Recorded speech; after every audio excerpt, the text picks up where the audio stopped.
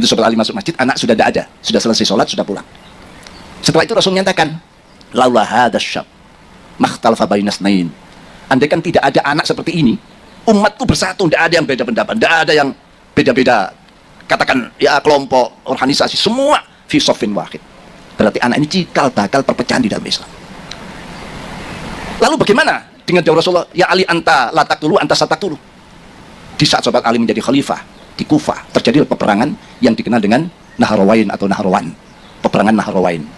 Di situ yang pegang bendera, anak itu tadi sedang memberontak pada kekuasaan khilafahnya Sobat Ali. Sobat Ali mendengar anak itu yang pegang bendera, keluar Sobat Ali. Karena dia masih terngiang-ngiang dawuh Rasulullah, wa anta sataqtulu, kamu yang akan meringkus anak ini. Akhirnya berhadap saat dibunuhlah anak ini. Jadi anak terbunuh di tangan Sobat Ali.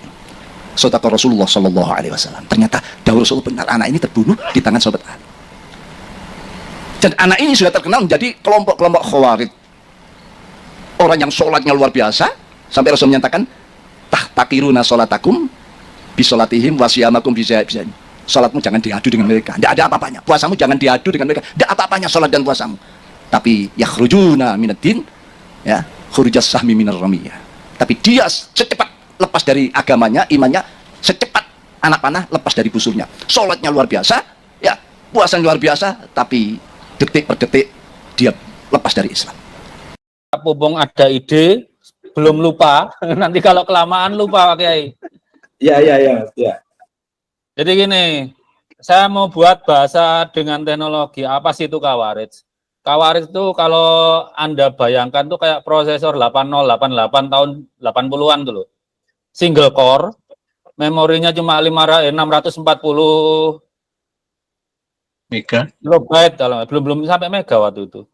Jadi mikirnya itu lempeng lurus, nggak ada alternatif. Padahal kalau kita kuliah doktoral, itu selalu profesor bilang, spare bahwa pikiranmu itu salah. Artinya membuka peluang lain gitu loh. Itulah Khawarij. Apa yang diprogramkan di BIOS-nya atau operating sistemnya, ya cuma lempeng kayak kacamata kuda itu. Itu Khawarij. Betul. Kemudian apakah mungkin anak muda NU itu jadi Khawarij? Nggak mungkin. Karena apa? Anak muda NU itu prosesornya canggih-canggih. Udah multi core, hyperthreading, memorinya nggak tanggung-tanggung itu, 64 GB semua itu. Anak muda NU itu kayak minta nggak nyadar bahwa anak muda NU itu sudah pinter-pinter gitu ya. Terus yang terakhir tadi, ini Pupung belum lupa. Masalah utang Indonesia, itu kelihatan bodohnya Taufik Assegaf di situ. Pada perjanjian konferensi meja bundar, itu RI mengambil alih utang Hindia Belanda sebesar 4,5 miliar gulden. Itu pimpinan delegasi kita waktu itu kalau nggak salah Muhammad Hatta. Itu nggak mau, pokoknya cepat selesai lah. Utangnya diambil alih nggak apa-apa, yang penting rakyat cepat merdeka, perang nggak lama-lama gitu loh ya. Utang itu kan akhirnya dibayar sampai 80%, kemudian ada masalah itu sama Bung Karno kan dihentikan. Kemudian dinasionalisasi perusahaan Belanda itu dinasionalisasi lah. Ya seperti itu. Jadi ya kalian lihatlah betapa bodohnya Taufik Assegaf itu, nggak baca dulu sebelum ngomong. Ya kualitas Balawi seperti itu. Kalau ketuanya seperti itu, artinya apa? Balawi itu nggak menguasai sejarah Indonesia. Ya kan nggak menguasai sejarah Indonesia. Utang Hindia Belanda yang dialihkan ke pemerintah RI, dia nggak menguasai. Itu tanda dia nggak cinta negaranya. Dan tentang tarim nih ya. Balawi itu kalau berdoa ya tarim nggak disebutin. Tarim mana? Di dunianya ada 2 tarim. Satu tarim di Xinjiang, satu tarim di Yaman. Hanya diambil yang di Xinjiang dong, yang jadi kaya. Tarim Yaman mah tetap melarat aja. Ya itulah kalau orang kurang pengetahuan seperti itu. Jadi itu Jadi teman-teman, kenapa saya memasukkan unsur biologi? Itu menghargai prosesor kalian. Kalau dulu tahun berapa ya? Sekitar tahun terakhir 94 lah itu ya. Itu prosesor itu belum ada prosesor matematiknya, belum ada math coprosesornya. Sekarang kan udah ada tuh namanya floating point unit. Saya yakin anak-anak muda NU itu udah jago-jago matematika, makanya dalam perkara nasab yang dipertanyakan, itu penyelidikannya harus komprehensif, nggak cukup historis saja. Kalau historis saja, maka prosesor kalian yang dipakai cuma CPU-nya aja, ya kan? Central Processing Unit. Tapi prosesornya, floating point unitnya nggak dipakai. Makanya harus masuk biologi.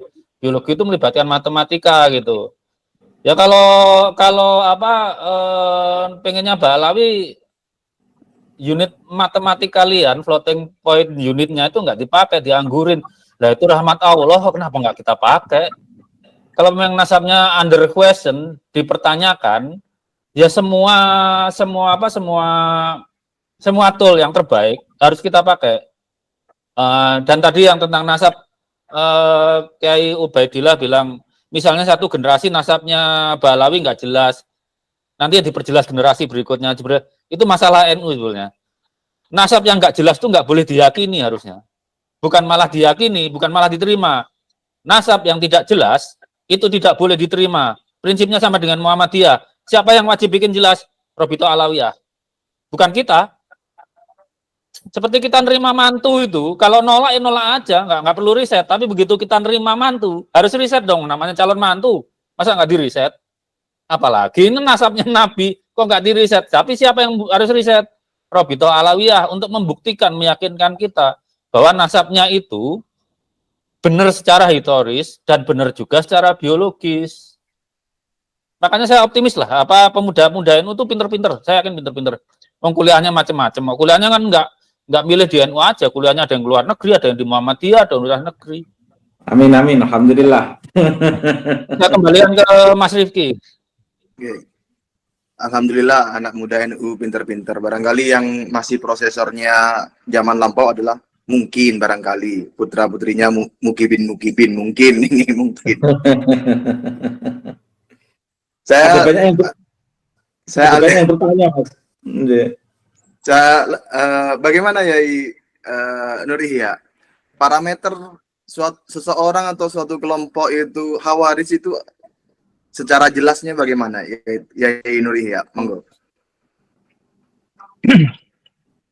Sebelum menjudge kelompok atau seseorang itu memiliki pemikiran khawarij, ya terlebih dahulu kan harus dibuktikan alamatul khawarij itu apa, definisi khawarij itu seperti apa. Itu yang seharusnya perdalam, dipelajari terlebih dahulu sebelum seorang yai sepuh yang sangat kami hormati menyampaikan statement seperti itu.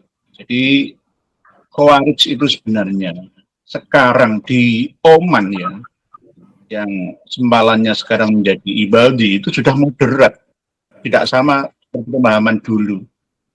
Dan bahkan banyak di antara generasi mereka banyak yang menerima tahkim atau arbitrase antara Muawiyah dengan Ali dan mengatakan kedua-duanya antara Muawiyah dengan Sayyidina Ali karramallahu wajhah itu sama-sama muslimnya. Sama benarnya. Jadi tidak se-ekstrim dulu, tidak seperti Ibnu Muljam yang radikal seperti dulu. Jadi untuk Khawarij abad ini harusnya disesuaikan. Jika mau menuduh suatu kelompok atau perorangan berhaluan Khawarij. Justru ciri-ciri Khawarij itu ada pada, mohon maaf ya, ada ya lembaganya di Indonesia ini, yakni Khawarij gaya baru. Di antaranya ya termasuk sempalan-sempalannya masuk ke dalam struktural dan kultural Ba'alawi, dan bahkan masuk ke dalam kultur dan struktur NU sendiri. Tapi bukan kami. Kalau mau meneliti lebih dalam lagi, ya justru Khawarij itu ada di sekitar kultur dan struktur NU. Tetapi ini justru yang ibarat gajah di pelupuk mata tidak kelihatan, malahan semut di seberang lautan kelihatan. Nah, ini yang perlu digarisbawahi. perlu difahami oleh kiai-kiai kita yang duduk di struktural NU, mulai Mustasar, PB, PW, PC, MWC, sampai ranting NU, dan bahkan underbo-nya, dan bahkan pula semua anggota badan otonomnya NU sendiri. Jadi kita di abad sekarang ini, khususnya Ibadi yang menjadi sembalan Khawarij itu sendiri, sudah benar-benar membaur dengan Sunni, dengan Syi'i, dan semua kelompok-kelompok Islam yang dulu ada, itu semua mereka mau menerima. Bahkan antara Khawarij dengan Mu'tazilah itu sekarang itu mirip. Pemikirannya, teologinya itu sama seperti Mu'tazilah. Khawarij itu. Jadi Khawarij itu tidak semuanya, mohon maaf nih, sesat menyesatkan. Ya.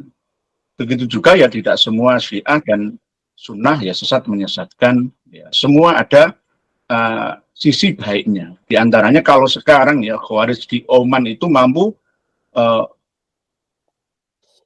memberikan satu kesultanan ya, dan mampu memakmurkan rakyatnya. Dan bahkan